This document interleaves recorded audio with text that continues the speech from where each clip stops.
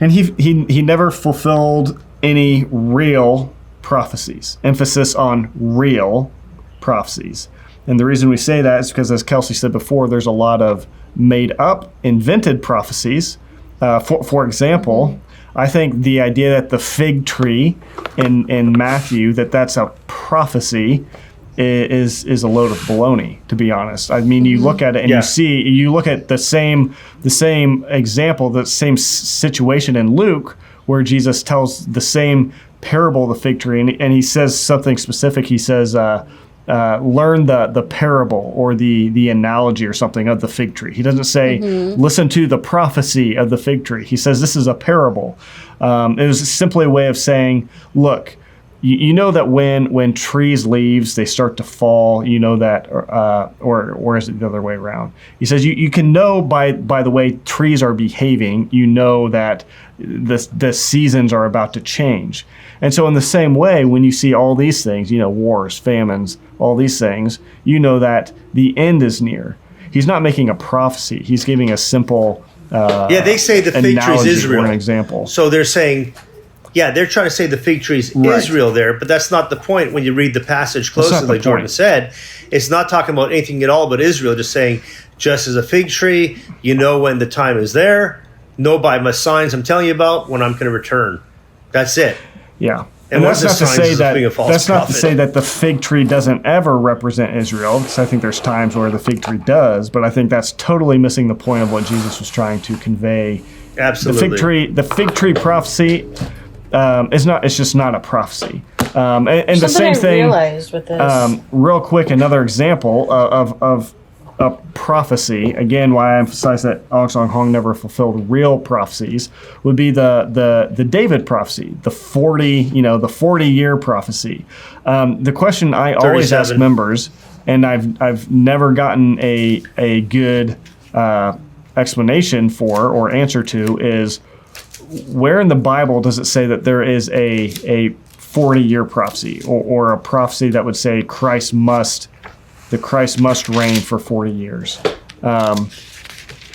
It's just one of those places where it's assumed that this is a prophecy, because David reigned for 40 years, although his reign was divided into, I think he reigned, was it 13 years, Steve? Are you familiar with that? He reigned 13 years over a portion of the kingdom and 30-some years over the rest. I can't remember the numbers exactly.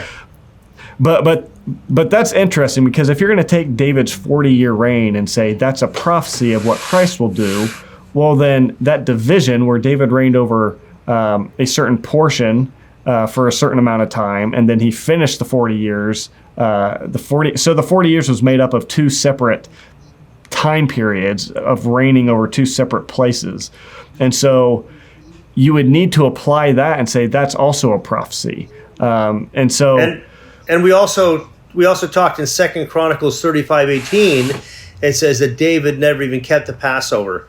So if he was supposed to be the fulfillment of the root of David, well, how come David never even kept the Passover? 2 Chronicles 35:18. Not only that, but they said that's the sure sign. None of the kings of Israel taken it. They said that's the sure sign by which we can recognize the prophetical King David, is that he will establish a Passover. But why is that the sure sign? Why is that the key identifying factor when the actual David never kept the Passover? So great point. And he's still a man after God's own heart. Yep. So one more thing, Kelsey. He's a man after God's own heart. A man after God's own heart who didn't keep Passover. So apparently you can be after God's own heart without keeping Passover. Not keep the Passover, But the point of bringing up the fig tree and the 40-year real quick is just to say, like, you guys are putting so much stock on these things. You know, I would almost guarantee probably if I got in a conversation, a one-on-one conversation with you as a member and said, why do you believe Ahnsahnghong is God? Like, you're giving your life away to this dead South Korean man. Why? Most likely, there's a good chance you're going to bring up one of those two or another prophecy, but probably one of those two. And so what I would challenge you to do is just step back and consider, are these even prophecies in the first place? Like, did the Bible ever intend there to be a 40-year prophecy?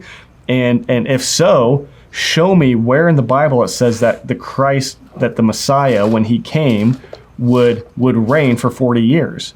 Just because David reigned for 40 years, again, it was divided into separate time. It wasn't a full 40 years over the same place. Just because David did that, you can't just assume that therefore that's a prophecy that Christ would do that. Moses went into the wilderness for 40 years.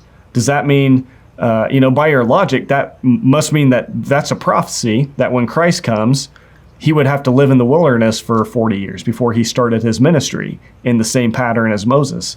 So you're just picking and choosing examples from the Bible and saying, oh, this one's a prophecy, but here's another example that's almost exactly the same. We're not going to call this a prophecy for whatever reason. So stop and think about this. Yeah. Why you're putting so much stock on prophecies, that these prophecies prove Ahnsahnghong. Well, first of all, you got to prove that these are prophecies in the first place. At least for your own sake, figure out why you believe in the first place that these are even prophecies. Because I don't think they are.